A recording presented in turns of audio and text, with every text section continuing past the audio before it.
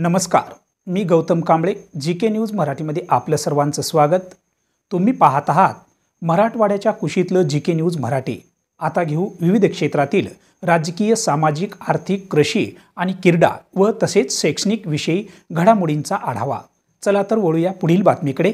आता बातमी आहे गुन्हेगारी क्षेत्रात खळबळ माजवणारी. पाहूया सविस्तर. 11 जानेवारी रोजी नांदेडच्या माळटेकडी पुलाखाली सापडलेल्या 38 वर्षीय व्यक्तीचा खुनाचा उलगडा नांदेड स्थानिक गुन्हे शाखेने करून एका 27 वर्षीय व्यक्तीला अटक केली आहे. किरकोळ कारणातून झालेल्या वादानंतर हा खून करण्यात आल्याची त्यांनी कबुली दिली. 11 जानेवारी रोजी माळटेकडी पुलाजवळ शेख सिद्दीक शेख सादिक या व्यक्तीचे प्रेत सापडले होते.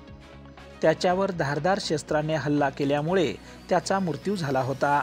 याबाबत मयत शेख सिद्दीकीचे भाऊ शेख अमीर यांनी दिलेल्या तक्रारीवरून विमानतळ पोलीस ठाण्यामध्ये गुन्हा दाखल झाला होता.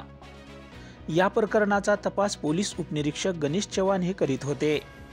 जिल्ह्यात घडलेल्या कोणत्याही गुन्ह्याचा समांतर तपास करण्याचे अधिकार असलेल्या स्थानिक गुन्हा शाखेचे पोलीस निरीक्षक उदय खंडेराय यांच्या मार्गदर्शनात पोलीस उपनिरीक्षक मिलिंद सोनकांबळे, पोलीस अंमलदार रविशंकर बामणे, राहुल लाटकर, तिरुपती तेलंग, सिद्धार्थ सोनसळे, राजेंद्र शिटीकर आणि दीपक ओढणे यांनी आपल्या तांत्रिक कौशल्याच्या आधारावर आणि खबऱ्यांच्या साहाय्याने मिलतनगर भागातील शेख मोईन शेख महबूब वय 27 वर्षे यास पकडले.